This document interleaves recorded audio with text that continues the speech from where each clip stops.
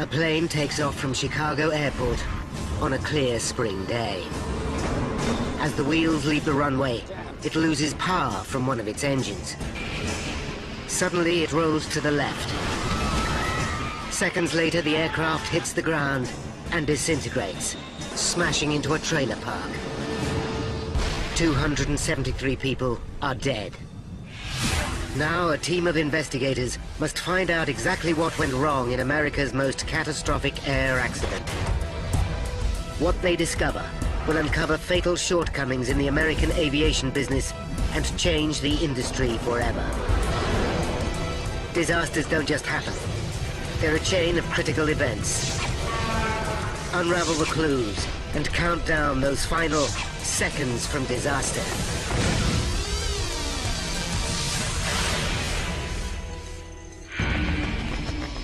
This man has just witnessed a plane crash. On board is the woman he loves.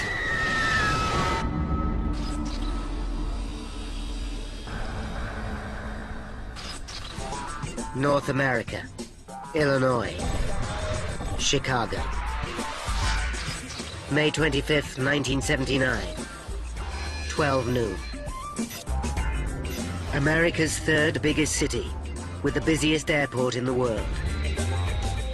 Every minute, a plane lands or takes off from O'Hare International Airport. More than 2,000 flights a day. This is one of the most crowded airspaces in the world. On its final approach to O'Hare is an American Airlines DC-10, flying in from Phoenix, Arizona. At the controls is 53-year-old Captain Walter Lux. Walter has worked for American Airlines for 29 years and completed over 22,000 flying hours. Welcome to Chicago, ladies and gentlemen, and thank you for flying American Airlines. It's 1:30 p.m. and Walter prepares to go off duty when a fellow pilot approaches him. The colleague has to attend a family function and asks Walter whether he'll swap shifts and take flight 191 to Los Angeles that afternoon. Walter has to think hard. It's the Friday before Memorial Day holiday weekend, and Walter is looking forward to the break. He lives in Phoenix, but this weekend he plans to stay in the family holiday home in the Chicago area with his son Michael. It's a neat little house in between two lakes that my dad has purchased way back in 1959. Usually we're out on the water, either fishing or sailing. The request will mean Walter changing his plans. But he also knows he can call for a return favor in the future. I'll see you soon. Back we go again, huh? Let's go. There's no time to let his son Michael know about the change. He'll have to call him from LA. Already, passengers are checking in for Flight 191. 21-year-olds Deborah Ann Maruzzi and Doreen Malik are going on the holiday of a lifetime to Hawaii. Debbie's boyfriend, Ray DeVito, sees them off. Hi now. So, yeah. I'm thinking what a great day it was and just how wonderful it is to be able to just hop in a plane and fly to Hawaii. They were going to land in LA and then take off from LA off to Hawaii. I was just caught up in their excitement as well. At 2 p.m., Captain Walter Lux hooks up with his co-pilot, Captain James Dillard, another experienced pilot. They'll be flying a DC-10 to Los Angeles. McDonnell Douglas launched the DC-10 in the early 1970s as its own long-haul wide-body jet to rival Boeing's 747. Both McDonnell Douglas and American Airlines rely on the DC-10 to assure their future at a time of turbulence in U.S. aviation. The previous year, in 1978, the industry was deregulated, and established carriers like American Airlines expect to face cutthroat competition for passengers. But the DC-10 is a plane with a troubled history. Since 1971, there have been 3 fatal accidents in which 349 people have died. The worst was in 1974 in Paris, when a Turkish Airlines DC-10 crashed just after takeoff. A cargo door blew off, leading to catastrophic loss of pressure. 346 people died. Nevertheless, the DC-10 and its cutting-edge flight control systems are popular with pilots, including Walter Lux. He thinks it's a great airplane. He's became a captain on it. Great airplane, especially in the weather in Chicago. February, March, big snowstorms, when a lot of other airplanes might have to divert. Flight 191 is one of the oldest DC-10s in service. It's flown nearly 20,000 hours since 1972. But the plane recently had a major service. It was given the all clear. At 2:30 p.m., Deborah and Doreen are among the passengers taking their seats. The flight attendants know they'll be busy. It's a holiday weekend, and the plane is almost full. A final count confirms that all 258 passengers are on board. 2:45 p.m. 49-year-old James Dillard will pilot the plane at takeoff and landing. Engine anti-ice. This is the first time he's flown the route from Chicago to LA. But for a pilot with more than 1,000 hours flying DC-10s, it shouldn't be a problem. It's just before 3 p.m. Chicago Tower. American 191 K5, ready for taxi. American 191 Heavy, proceed to 32 right via the bridge. O'Hare Control Tower clears the DC-10 to push back and taxi to runway 32R. Air Traffic Controller Ed Rucker monitors 191's progress. American 191 Heavy, monitor tower on 118.1. Ray DeVito watches from the observation deck.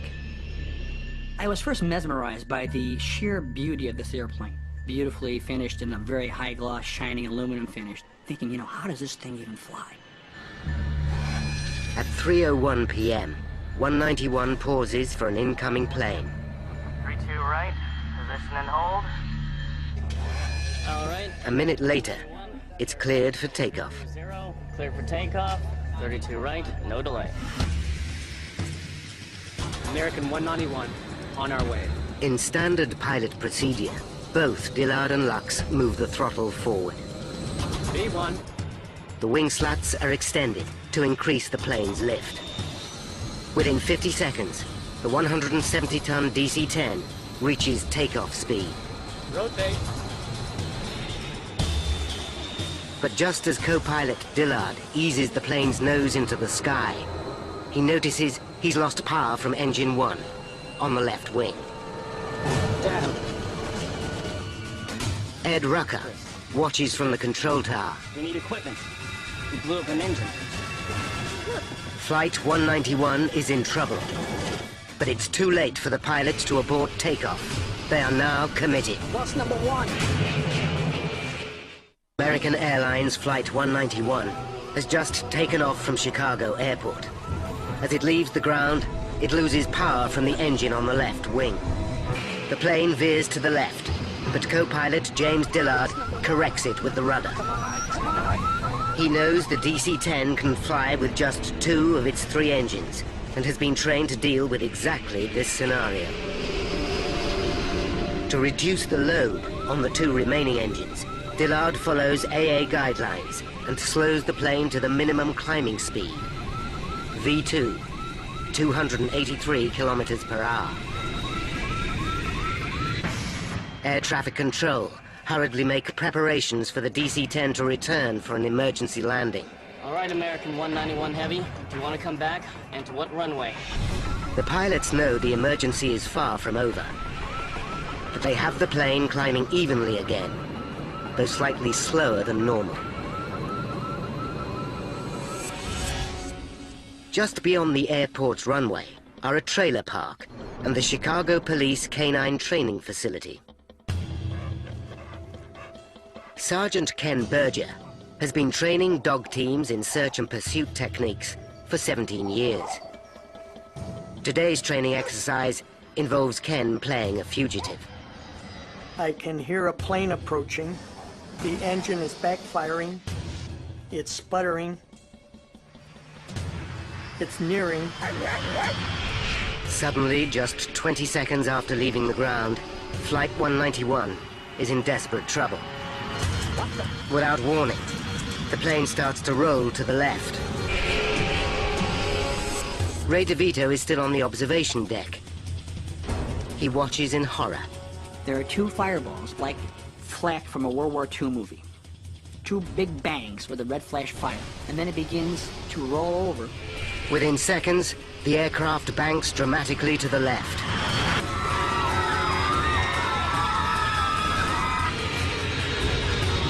Ken Berger and his colleagues see the plane in trouble. As I break through the trees, the other officers in the training group are running. The DC-10 heads directly for the trailer park, home to hundreds of people. Ray DeVito runs in panic through the airport. Pilots Lux and Dillard fight to level the aircraft, but the plane does not respond. The nose drops below the horizon. In air traffic control, Ed Rucker can do nothing but watch as the nightmare unfolds before him.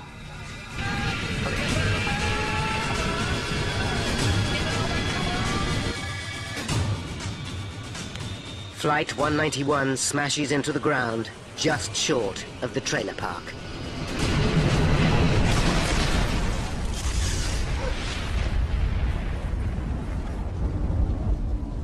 It sends a fireball 100 feet in the air, thick black smoke, and I can feel the heat. 5 kilometers away in the airport terminal, Ray DeVito is aware of the crash. I streak down the stairs, and as I'm doing so, I can hear the explosion, the faint rumble on the ground as the plane exploded. In the impact, debris smashes into mobile homes. As he emerges from the terminal, Ray DeVito senses the seriousness of the crash. I run out of the terminal, into the street, and now I see the huge smoke cloud. Berger and his fellow officers are enveloped in thick black smoke. There's fire, ground fire, a very acrid smell in the air of burning fuel, of burning flesh. Ray DeVito finds his way onto the airport tarmac and sprints towards the crash site along an active runway. I'm thinking as I'm running, dear God, let her be safe, let the aircraft be safe, let this not be as bad as it looks. Could Deborah, or anyone on board Flight 191, survive such an horrific crash? American Airlines Flight 191 crashes. Just 31 seconds after taking off from Chicago's International Airport. 271 people are on board. Ray DeVito races to the scene to find out if his loved one is among the survivors.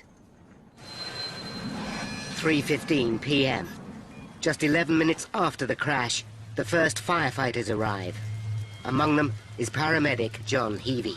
There was a haze in the air, and the one thing I distinctly remember was the absolute, utter silence. No sounds, nothing whatsoever. As the emergency services begin to search for survivors, local news crews also arrive. Ray DeVito has run 5 kilometers to reach the crash site. When I arrive at the crash site, I see pieces of airplane strewn about. I assumed I'm not at the proper site because there's not enough pieces of plane or things here for me to recognize.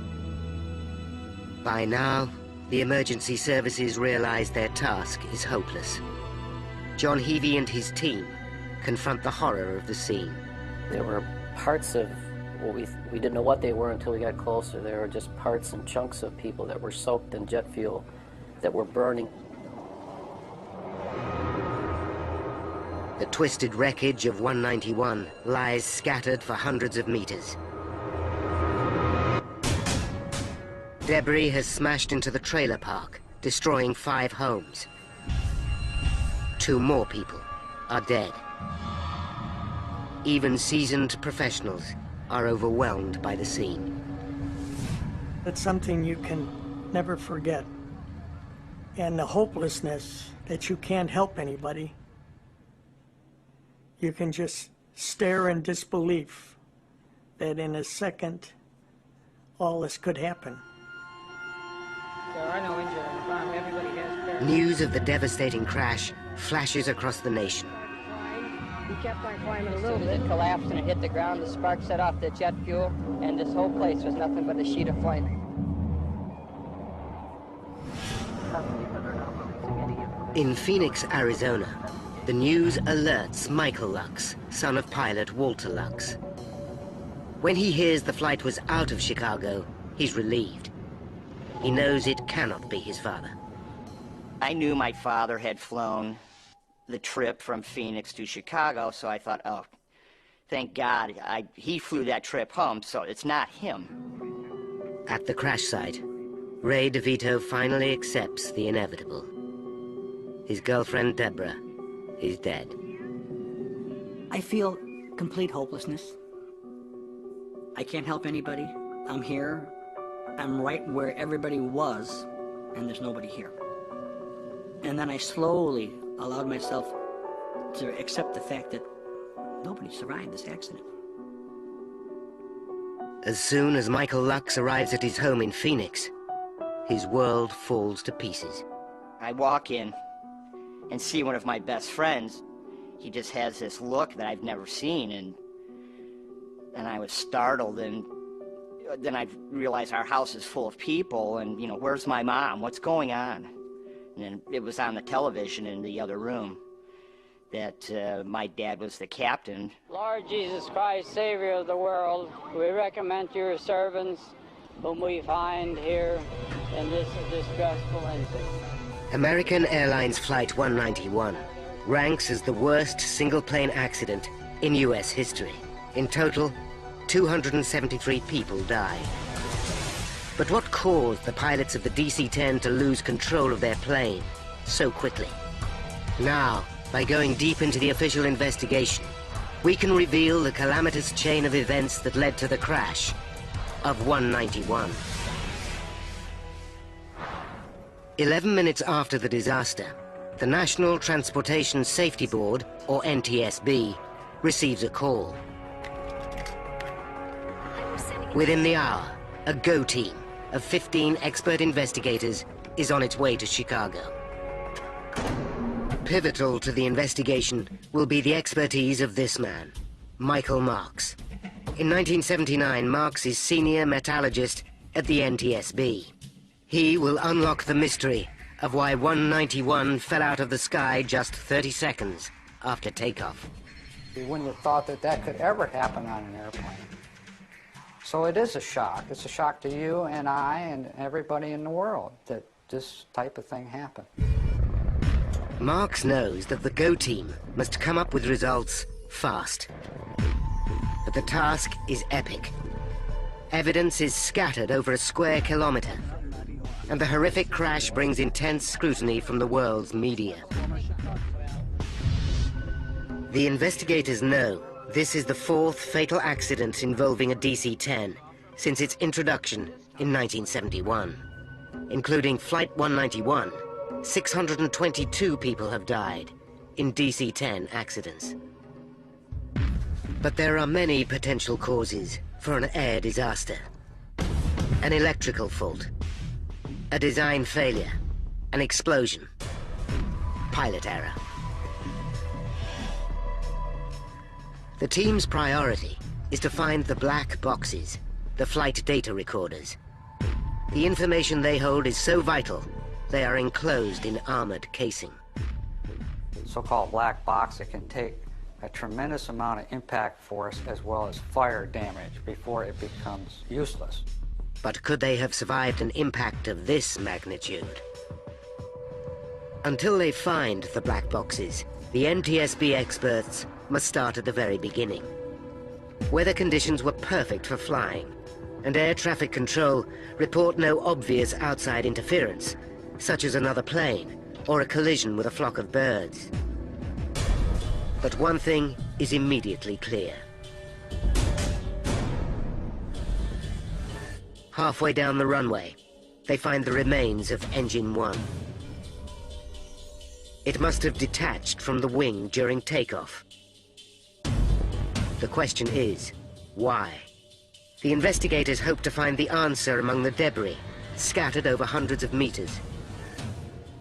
There may be some very small or individual components that would give you the actual cause of what happened.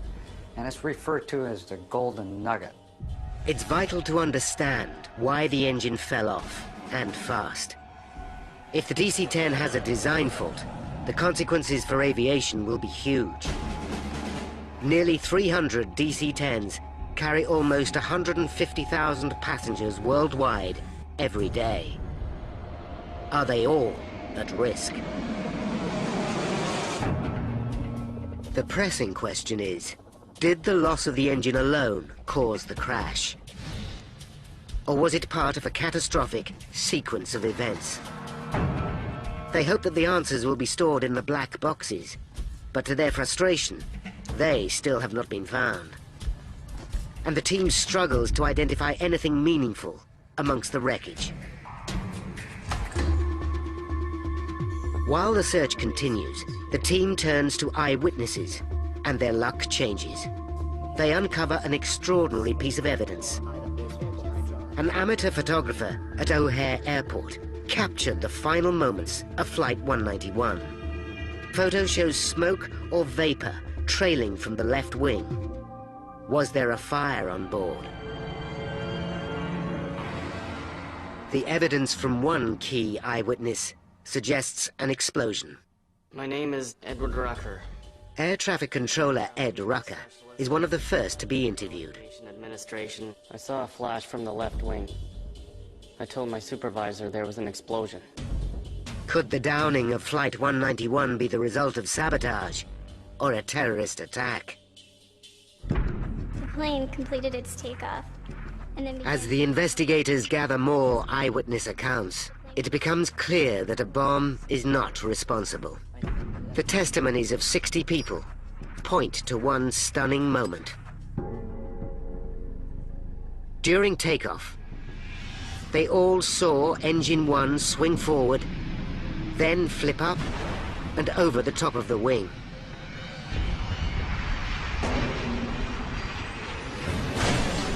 It's a shocking revelation that points towards structural failure. If true, it could potentially affect every DC-10 in the air. This would be the airline industry's worst nightmare.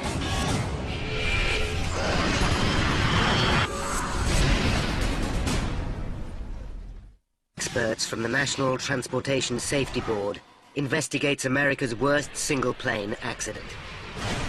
They know that Flight 191 lost an engine at takeoff. But the loss of one of the DC-10's 3 engines should not be sufficient to bring it down. Yet the plane crashed just 31 seconds later. 273 people are dead. The public reels in shock, and the media demand answers. But even with NTSB experts analyzing the crash, senior investigator Woody Driver is forced to admit they are far from an explanation.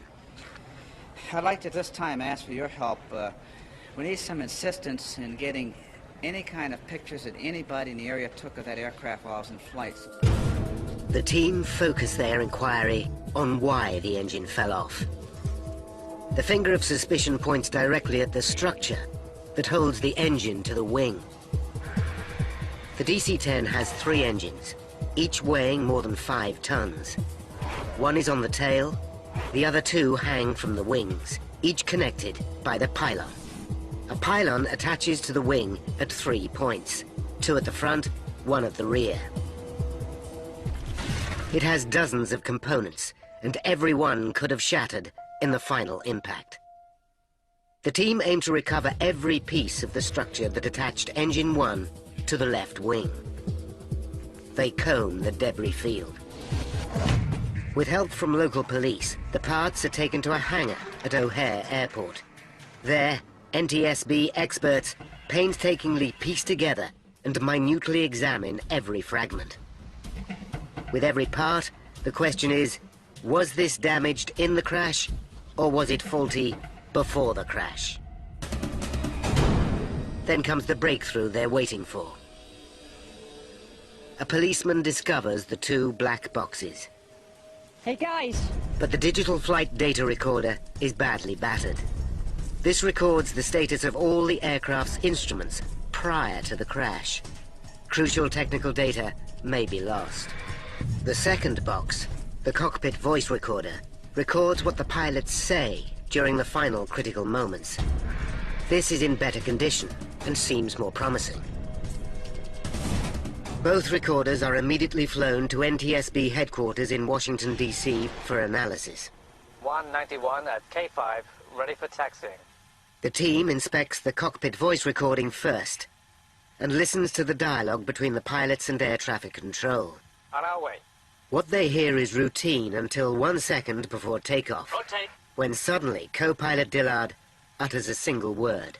Damn! Then, the tape goes silent.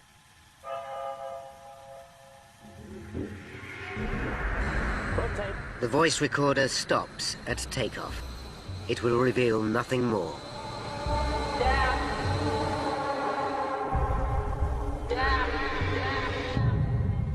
The team now turn to the damaged data recorder. The armored casing survived the crash, but the digital tape inside is torn. Technicians splice the shredded tape together and manage to salvage almost all the data. Only a few seconds are lost.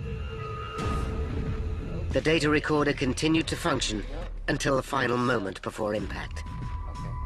The printouts reveal a disturbing picture. Even with the loss of Engine 1 from the left wing, co-pilot Dillard is able to stabilize the plane. Following standard procedure, he reduces airspeed, but for some mysterious reason, the plane starts to roll suddenly to the left. The investigators search the data recorder for the settings of the ailerons and slats on the left wing. These allow the pilot to control the aircraft. But this crucial data seems to be missing.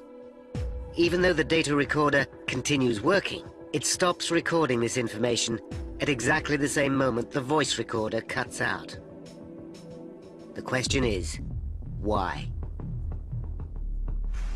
It's now 48 hours since the crash. In Chicago, the team examining the wreckage makes a significant find. After close scrutiny of the pylon assembly that holds the engine to the wing, investigators discover what they believe to be probable cause for the engine falling off. A fractured bolt. It's a much-needed breakthrough, and the team hastily organizes a press conference. Michael Marks, senior metallurgist at the NTSB, flies into Chicago, but misses the beginning of the press conference. He arrives just as his boss, Deputy Chairman Woody Driver, makes a statement. The investigation revealed the presence of a fatigue fracture. While Driver speaks to the press, a colleague hands Marks the fractured bolt. I said something like, what's so important about this bolt? Because I didn't see anything that would show that there was cracking involved. Driver announces to the world that this simple 3-inch bolt appears to be responsible for the loss of 191's engine. The bolt that I have in my hand is the bolt that came off the aircraft. It reflects a fatigue crack, and in subsequent to that... Marks listens with mounting anxiety. His experience tells him that the bolt was damaged during the crash, not before it. The fracture shows none of the characteristics of fatigue. It has sheared suddenly and cleanly. Years of analyzing metal failure tell him the NTSB is making a terrible mistake in front of the world's press. I felt it was unfortunate that somebody would make a statement at that particular time, so early in the investigation. We have found the bolt that holds the engine.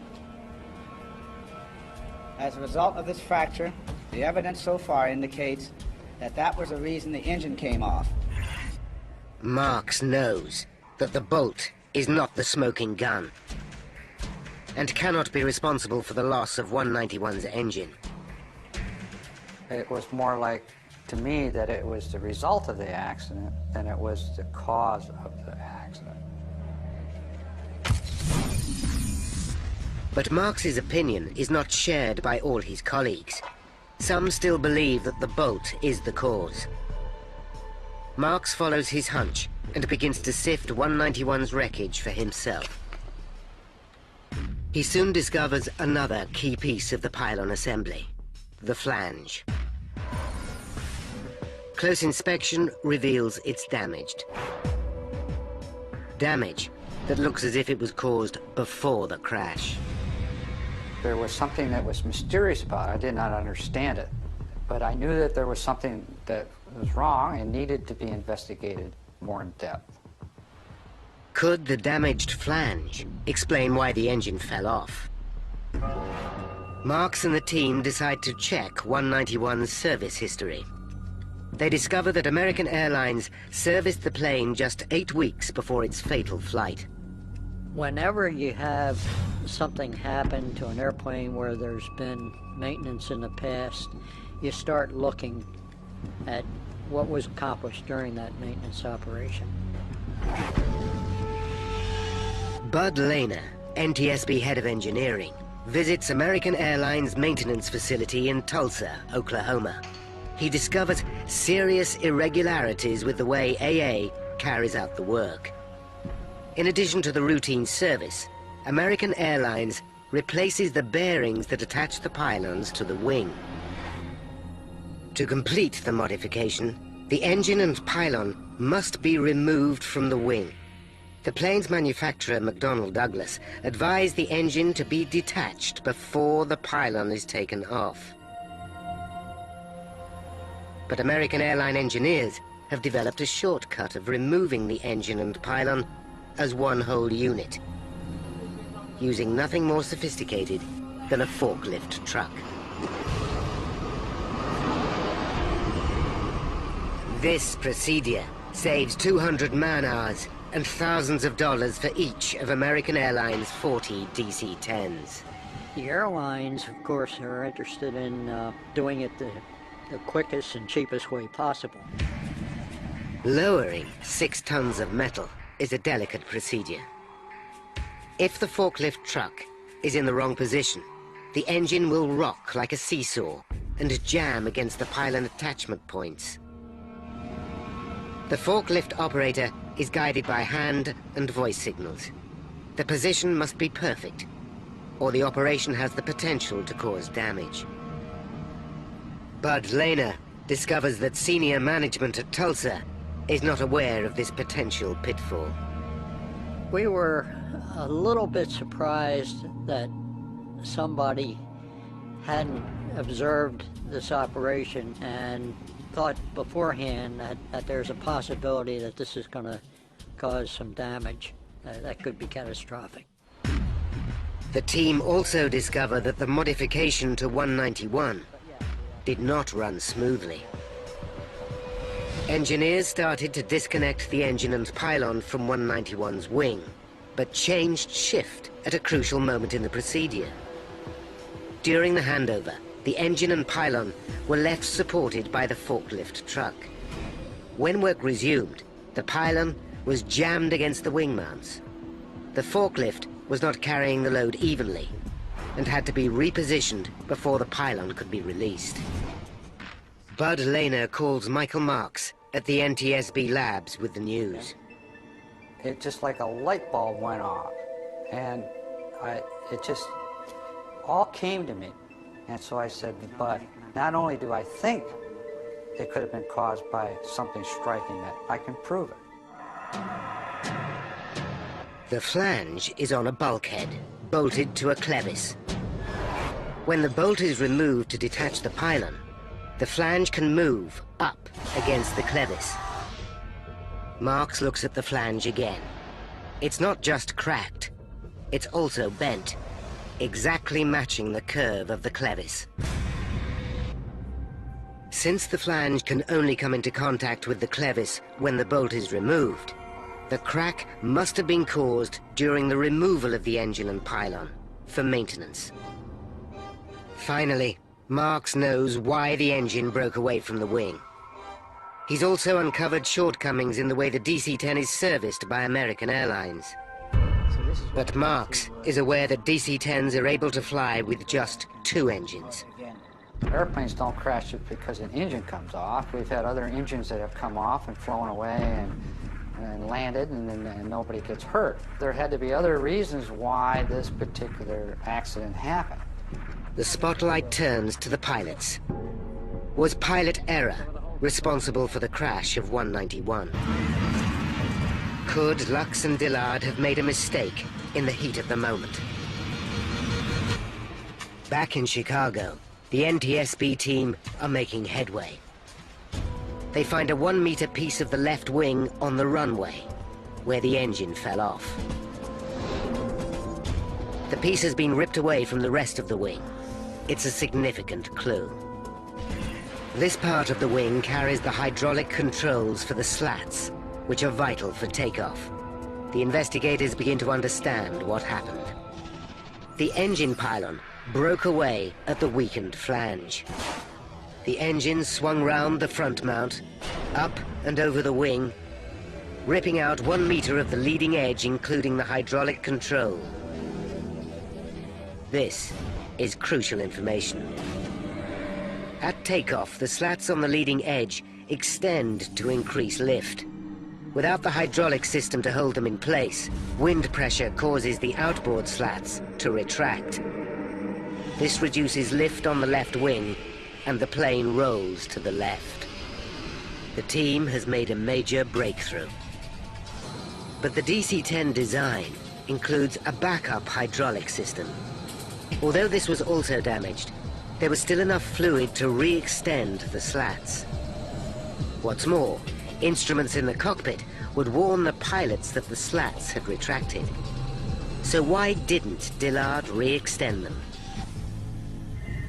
The team realized the answer lies in the abrupt ending of the cockpit voice recording. The takeoff was regular. The electrical circuit that operates both the voice recorder and the slat warning system was powered by the engine on the left wing.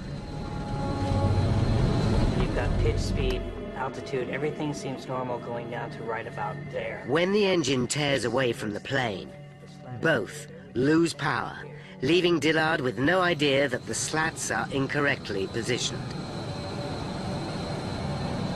But Dillard should still have been able to fly the plane. He was flying the airplane. He was literally flying it out after the engine came off, after the slats came back. So did Dillard deviate from the emergency procedure? The flight data recorder shows that when he lost engine 1, Dillard reduces speed to V2, exactly as trained. V2, 283 kilometers per hour, is the aircraft's minimum climbing speed. Dillard was doing everything by the book, yet still, the plane crashed. Marks and the investigation team start to question whether the emergency procedures are at fault. As part of any plane development, pilots rigorously test its handling in a variety of situations. But the investigators discover that DC-10 tests never covered a situation where the engine and pylon fall off, and the slats retract. Calculating the exact effect on the aerodynamics, the team recreate 191's flight in a simulator. 70 takeoffs are simulated with exactly the same catastrophic loss of engine and slat retraction. 13 pilots try to correct the plane, following the emergency instructions. Not one manages to save the aircraft. It's a shocking revelation. The training manual is wrong. The investigators conclude that reducing speed when the slats are retracted is the worst thing a pilot can do. It guarantees that the plane will stall in mid-air. This is exactly what happened to Flight 191. Captain Lux and co-pilot Dillard are not to blame. The news comes as a relief to Walter Lux's son, Michael. It just gave him a little vindication that he was doing everything like any other senior captain would do in that terrible situation. But even with the flaws in the emergency procedures, the investigators know that there was one instrument which should still have been able to save Flight 191. NTSB agents are conducting a painstaking investigation to discover what downed American Airlines Flight 191. They know that in unique circumstances, the pilots unwittingly stalled the aircraft. But the team need to resolve the last mystery. There is one final safety device which should have saved the stricken plane. When a DC-10 is about to stall, it makes a distinctive dual warning. The first is the stick shaker, which causes the pilot's yoke to vibrate. In addition, a light flashes. This combined warning alerts the pilot to increase speed immediately. But on 191, only Captain Lux had a stick shaker, and it wasn't working. This also lost power when the hydraulic system was ripped from the left wing. There is a backup power supply that reactivates the stick shaker, but to turn it on during takeoff is impossible, because the pilots are belted to their seats. This simple power switch proves to be the final nail in the coffin for the 271 people on board 191. Now, by rewinding the events of that fateful day, and by following the evidence uncovered during the investigation, we can finally reveal how Flight 191 crashed. 5 minutes to disaster. 191 taxis to runway 32R at Chicago O'Hare Airport, ready for takeoff. American 191, on our way. The fatal flaw that will down the flight starts 8 weeks earlier, when the DC-10 undergoes maintenance. As the engine and bulkhead are detached, a flange cracks. Every time the DC-10 takes off and lands over the next 8 weeks, the crack gets worse. 1 minute and 19 seconds to disaster. 191 starts its takeoff roll. During the roll, the cracked flange on the pylon fails. The pylon is now only supported by the front bolts. As the nose lifts for takeoff, the pylon rips away from the forward mount, up and over the left wing, taking 1 meter of the leading edge with it. This breaches the hydraulic systems and cuts off the electrical supply to vital cockpit instruments, including the stick shaker. 32 seconds to disaster. The pilots know that they have lost power from engine 1, but they can't see that they have lost the engine itself and part of the wing. Following emergency procedures, co-pilot Dillard slows to 283 kilometers per hour. The plane continues to climb steadily to 90 meters. Then, as the last of the hydraulic fluid drains away, the outboard slats are forced to retract, causing the plane to lose lift. The loss of electrical power means crucial warning signals fail to alert the pilots to the danger. 10 seconds to disaster.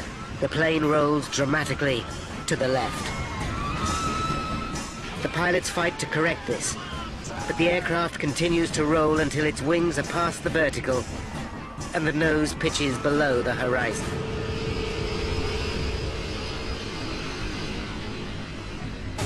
At 4 minutes past 3 and 5 seconds, 191's left wingtip hits the ground and the aircraft explodes. nobody on the plane survives. 273 people are dead. The catastrophe is still America's worst single-plane accident. Trying to speed the maintenance process up and save a couple dollars has cost these people, my dad and 272 other people, their lives in a horrific airplane disaster. After the investigation, the NTSB recommends fundamental improvements in the aviation industry. The US government orders a change in maintenance procedures. McDonnell Douglas redesign the DC-10. Airlines install stick shakers for both pilot and co-pilot. Pilots are no longer required to reduce speed to V2 after the loss of an engine. But nothing will bring back the victims of Flight 191. It was a life-changing event. Debbie and I were dating for a year and a half, a little more. You never think that you're going to lose somebody through an air crash. The US government fines American Airlines just $500,000 for improper maintenance procedures. But the insurance settlement for the replacement value of 191 gives American Airlines $25 million more than they paid for it. McDonnell Douglas shares fall more than 20% after the crash of 191. Eventually, the company is taken over by its rival, Boeing.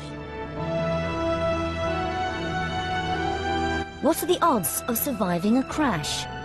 Don't miss Getting Out Alive Day, this Saturday from 1. Stay tuned for another gripping Seconds from Disaster.